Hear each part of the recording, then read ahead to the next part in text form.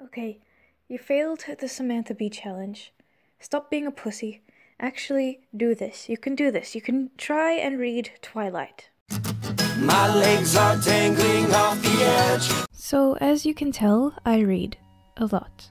Books are my thing. Funnily enough, I've always just found it more interesting to read books that are kind of above my age level. Not in the way of trying to be smart or anything, it was just more interesting. It's just interesting because I don't know what it's like to be at that age or what that person is thinking, so it makes the story all more unique to me. So as you can imagine, when I was younger than the young adult kind of age, I was reading books in this age range, and now I'm in this age range and I'm reading books that are above it. But I do still read books that are in this range because they're kind of dumb. As you can probably tell, I've never really been into the whole lovey-dovey, love triangle, drama kind of thing. I've always been more into Dystopia and stuff like Hannibal or the Dexter series and stuff like that. It's just more interesting to me. The good stuff to me is from the weird parts of humanity and weird representations of things and stuff that people don't really want to talk about or acknowledge. That stuff has always just been morbidly good to me.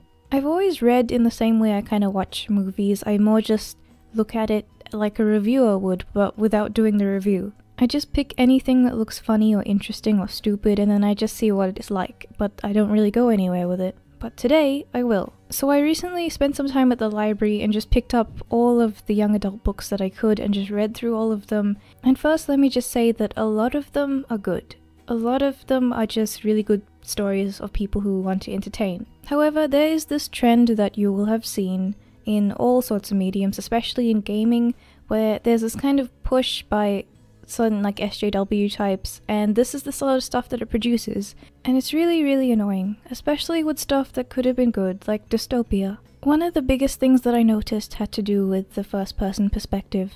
Now, this can be a really good perspective. This can be one of the best ways to tell a story sometimes, but it can be used in not so great ways. Which brings me to my first point.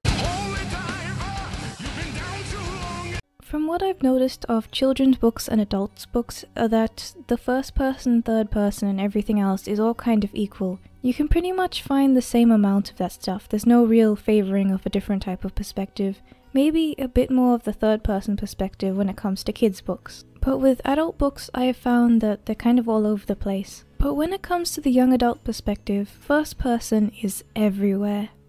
Everywhere. So many novels seem to follow the exact same thing about this first person thing where it's just in their head all the time and it's their life and it's all about them. Now there's a cliche comment to be made here about how the young adult kind of area is the most self-obsessed and all of that sort of stuff, and you get that, so I'm not going to go into that. I'd also like to think that I'm not like that, but I'm about as self-aware as the people who made Bubsy 3D, so I'm just gonna stop talking. First person perspective can be done right, and it can be done really well. It's a great way to show how unique the character is, how unique your story is, and how better it is because it's being said by this person. One of my favorites for first person is the Dexter series, Darkly Dreaming Dexter and so on by Jeff Lindsay.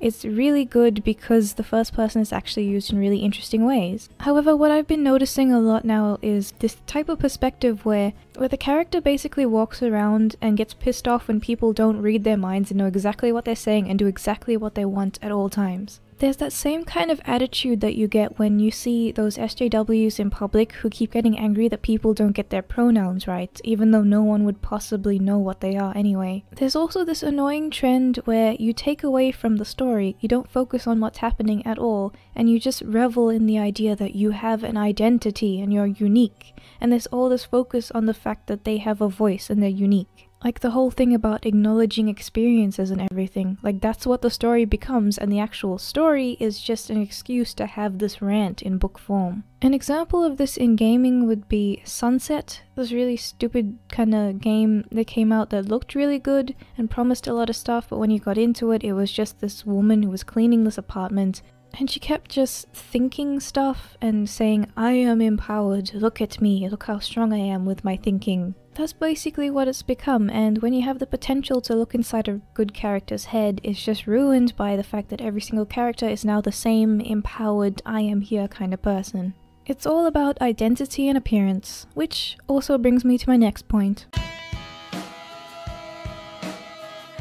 So I get that when a character doesn't like someone, it's okay to see them in a negative way. Obviously, that's what we all do. We all have this kind of negativity about certain things. That's perfectly fine. But there's a certain point where, as you go overboard, it starts getting to a really cult-like kind of perspective. This sort of reminds me of that whole, if you're not with us and you don't have the same point, we're gonna brand you as a racist, a sexist, a misogynist, everything that you do is privilege, your life is unearned, all that sort of stuff. There's a certain really snarky, horrible kind of mentality that these characters who are empowered have. There's this author called PC Cast, and if you maybe know her from the House of Night series and a couple of other things, she is the queen of that kind of stuff, especially when she's writing with her daughter. The House of Night series basically covers these weird vampires spelt with a Y, kind of like the weird thing with women spelt with a Y. That's what I think. And it's basically the whole story about, oh no, you discover that you're a vampire taken away to mystical school full of other vampires and then love triangles and all that sort of stuff. Basically what this author is doing and what a lot of authors in this kind of weird self-absorbed genre are doing is presenting every single person in a really judgy kind of way. And if they don't express their character's exact values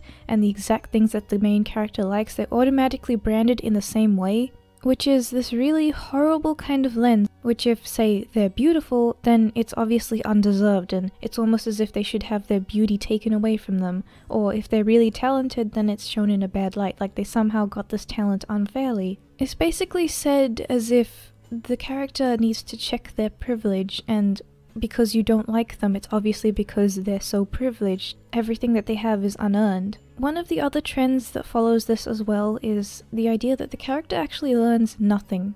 The main character looks at people, judges them, and then that's it. They don't go and learn different values. They don't learn that maybe this character isn't that bad and they were the ones that are judgy and wrong and they had values that they didn't really think are that bad, but now that they went through they had a kind of redesign and an epiphany. That doesn't happen. In fact, all the other characters that maybe started off being disliked and are now liked, they all go through transformations themselves. It's this idea that the character that you are placing yourself in and that you are looking at is never wrong. This person is never wrong. They're always right. They're never a bad person in any way. There's nothing that's wrong with them. There's nothing that they need to change. There's no bad parts of them whatsoever. They're perfect and everyone else needs to change around them. And speaking of characters changing, I've noticed a lot with these bad books, there's this weird kind of switch between genders. Like, there's an empowered female who's generally the first person perspective in the main character, and she's basically a guy. She's kinda stoic, she's kinda like strong and snappy, she's always thinking about doing stuff and finding practical solutions, and then she randomly switches to being really girly with feelings everywhere, and then goes back to being a guy. And then the guy, like the good guy that you're supposed to love and fall in love with as the reader, is basically a girl. He's this really sensitive, really kind of clingy, he's really, to be honest, he's kind of a bitch. He's just really clinging and everything is feelings with him. He's not like a guy at all, and I get not all guys act the same, gender roles, whatever, I get that, but it's just really bizarre and it happens so much.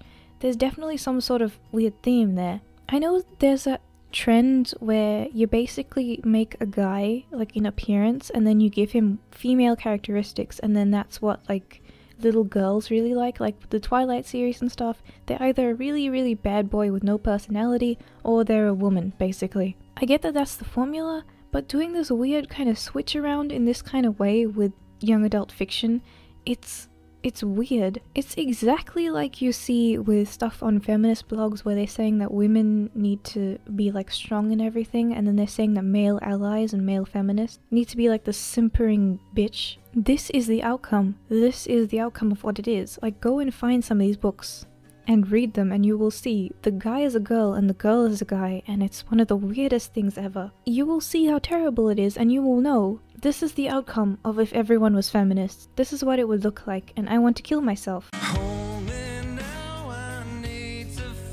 One of the most annoying things by far is that this particular human or this particular species is so special because love. An example of this is the Twilight author's book The Host, and even though it shares the same name with a great horror film, it's not that great. Basically, these aliens are doing Invasion of the Body Snatcher style things, except when they go into people and control them, they turn society into a really peaceful kind of place where everyone's really friendly. They live out their days on that planet and then they go somewhere else. They do that with everything in existence, all of the different planets and everything. The story boils down to them going to Earth, then realizing everyone is special on Earth because they have feelings, and then fucking off. That's pretty much it. The good aliens realize that humans are so special because no other humans would have feelings like this, and then going somewhere else. There's this weird kind of, again, self-obsessed kind of thing, like the first person type thing, where everything has to revolve around this person. Love conquers all, feelings are conquering all. And everything that could be gritty and emotional in a kind of raw way, everything that could have been dark and really interesting, everything that could have taught the character something about themselves and changed the way you perceive humanity, all gets changed. It's all too hard. It's all sanitized and just really annoying. Like dystopia. As I've mentioned, dystopia is one of my favorite genres. And everything in this, everything that could have been really difficult and horrible like reality is all sanitized, and feelings. Entire worlds and plot devices and rules of reality set within the stories themselves get rearranged and reshifted without even being acknowledged that that's what's happening, because the main character has feelings, and certain things would make the reader too upset. It's basically trigger warning, the genre. I mean, do we really think that we're that special just because we have feelings? Especially considering if you're reading a book set in a world where other planets out there have life on them. Really? Do you really think that you are the only special person in the entire world because you have feelings and they matter? They don't really matter. Vampires, fallen angels, zombies, all of these things that could have been and once were really fucking cool and used to kill people are now these simpering faggots who just go around and complain about how emo they are and how they want this one special girl in the entire world because love. Seriously, vampires bite someone in the neck and then suck out all of their bodily fluids. Zombies fucking kill people and then make them assimilate. In certain literature, fallen angels are fucking terrifying, awesome things that just go around fucking wrecking people. All of this stuff has been completely sanitized, and again, this is pretty much like a summary of everything that I've just talked about, compiled into one. Romanticization. I don't mean that in the official literature kind of term, like Gothic's romanticization, all of that sort of stuff. I mean it in the really faggoty way. Everything gets sanitized and watered down because feelings. Everything has to have feelings. Everything has to work out because feelings. Facts are thrown out the window. Reality is thrown out the window. The fact that when you're in a war or something, the idea to enter into the war and to have sacrifices is completely thrown out the window because obviously good over here, bad over here, it's in black and white and you can just make a decision because feelings. And I suppose this section is mainly in this video so I can have a good long rant about what romanticization is doing to my favorite genre, dystopia. Dystopia can be really good. Soylent Green, Blade Runner, Fallout, even kind of weird abandoned ruins in an alternate universe type stuff, like you get Bioshock, everything like that, really good. I mean, you know how much I mentioned 1984. You can show society really awesome things through dystopia. You can just make really good stories through dystopia. One of the things that makes dystopia good is the idea that you may have a choice between two evils, because you either pick one or you die. The idea that maybe the world can't be saved the way it is, and the story that you're actually reading is just someone trying to save themselves, because everything is difficult and there's suffering all around them. And you can kind of tell where I'm going with this, talking about things being sanitized, and then thinking about all of the stupid, generic, teenager type dystopia that's been coming out lately. You know, the trilogies that are being made into films, and then everyone freaks out about the first one and then just forgets about the rest of them. Everything sounds like it's just put in because it's a book, and I get that it is a book, but a good film, a good book, a good game will make you forget that it's a book, a game, or a film. It'll just suck you in, and you think that it's really happening, you really care. None of that happens, because everything is too afraid to make you think that sometimes there's not always a happy ending, or sometimes happy endings require sacrifices. It's this idea that I see creeping up more and more, especially with the idea of safe spaces and trigger warnings, and the idea that utopia can be achieved by just kicking out the bad guys or punching the Nazis and everything will be fine. It's this idea that you think you know what you're talking about, but you have no fucking idea how the world works, and if you actually try to find out, you get triggered too much so you just don't, and if anyone ever tries to help you find out, you just fucking punch them. I mean, it's not all bad. I actually did enjoy the Hunger Games a bit, and yes, I know what Running Man is. I know that the Hunger Games is not original, but I liked it. I liked it in the kind of guilty pleasure way where you know it sucks, but it's still entertaining. So I mean, it's not all bad, but it's quickly getting to the level where it is. I have a feeling that if any SJW ever reads the story I Have No Mouth But I Must Scream, they would probably die. I am actually planning to give you guys recommendations of books that I enjoy, but I figured that I didn't want to insult those books by just shoehorning it in at the end of this video complaining about everything, so I'm gonna be doing that in an entirely separate video just on the good stuff. There's also the books that I mentioned before, House of Night, and there's another one that I didn't mention. These are basically the entirety of everything that I was just talking about in one little series.